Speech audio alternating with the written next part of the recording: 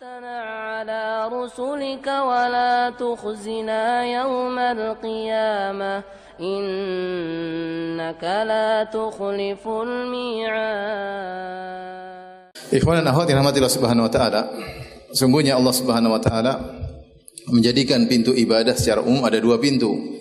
Pintu pertama adalah bagaimana hubungan kita dengan Allah Subhanahu wa taala dengan berbagai macam ibadah yang bisa kita lakukan ya.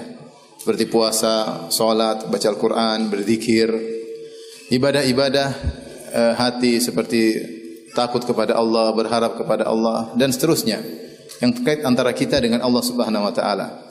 Ternyata Allah Subhanahu wa taala juga membuka pintu pahala dari sisi interaksi kita dengan sesama manusia, yaitu dengan akhlak mulia terhadap sesama manusia ya. Dan dua-duanya adalah ladang pahala yang sangat besar.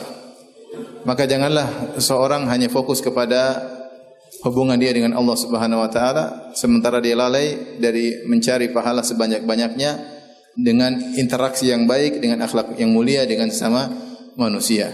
Sebagaimana kita meyakini bahwasanya baca Al-Qur'an kita yakin dapat pahala, maka demikian juga senyum kita kepada saudara kita, di situ juga ada pahala ya, di situ juga ada pahala ya.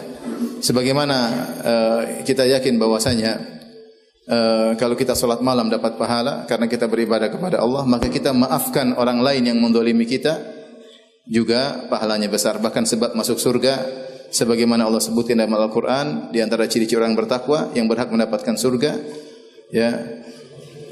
Wa jannatin arduha as-samawati wal ard uiddat lil muttaqin, segeralah menuju surga yang luasnya seluas langit dan bumi yang Allah siapkan bagi orang-orang yang bertakwa. Di antara ciri-ciri mereka wal afina anin nas, yaitu orang-orang yang memaafkan orang-orang lain, memaafkan orang lain yang mendoliminya.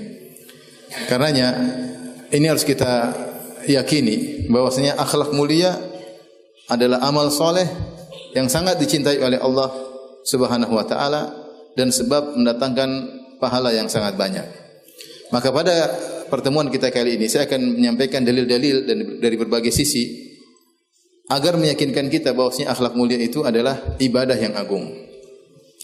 Di antaranya ikhwan dan akhwat yang dirahmati oleh Allah Subhanahu wa taala, Allah memuji nabinya ketika dicaci maki oleh orang-orang musyrikin di awal-awal dakwah beliau, ketika beliau digelari dengan orang gila dan yang lainnya, gelar-gelaran yang buruk, maka Allah membantah mereka dengan memuji nabinya di atas akhlak yang mulia.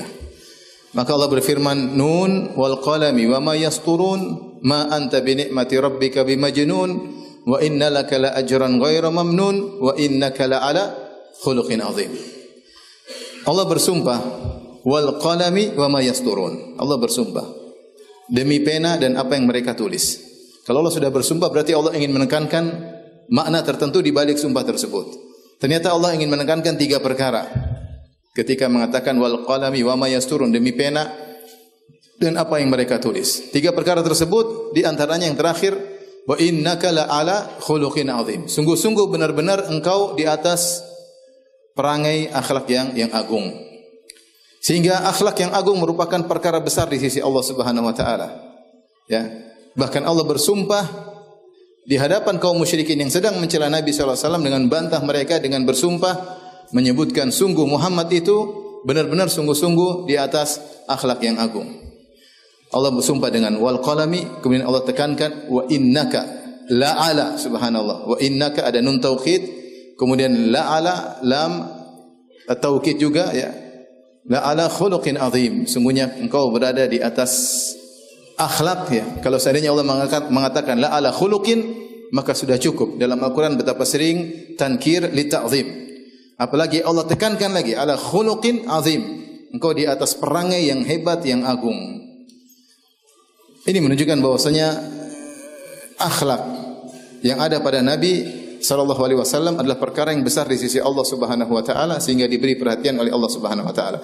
Dan tidaklah ketika Nabi sallallahu alaihi wasallam dipuji oleh Allah kecuali untuk kita tiru, kita teladani ya.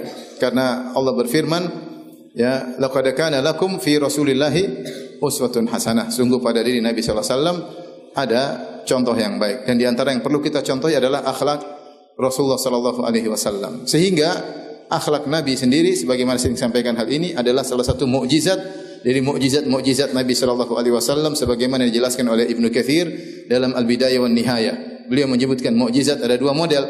Pertama, mukjizat al-hissiyah, al-mukjizat al-hissiyah, suatu perkara yang menakjubkan yang terlihat seperti terbelahnya rembulan, seperti air keluar dari tangan jari-jari Nabi sallallahu alaihi wasallam, seperti Nabi berdoa langsung penyakit bisa sembuh, seperti makanan sedikit tiba-tiba jadi banyak, air yang sedikit tiba-tiba jadi banyak, dan banyak mukjizat seperti batang korma yang kemudian menangis karena rindu kepada Nabi sallallahu alaihi wasallam, seperti batu yang mengucapkan salam kepada Nabi sallallahu alaihi wasallam, seperti makanan yang bertasbih di hadapan Nabi sallallahu alaihi wasallam, dan banyak mukjizat-mukjizat hissiyah.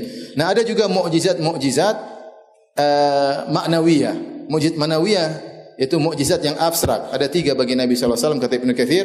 Yang pertama adalah Al-Qur'anul Karim, yang kedua adalah akhlak Nabi sallallahu alaihi wasallam, dan yang ketiga adalah sirah Nabi sallallahu alaihi wasallam. Jadi akhlak Nabi adalah salah satu mukjizat yang Allah hadirkan kepada Nabi untuk membuktikan dia adalah seorang utusan Tuhan.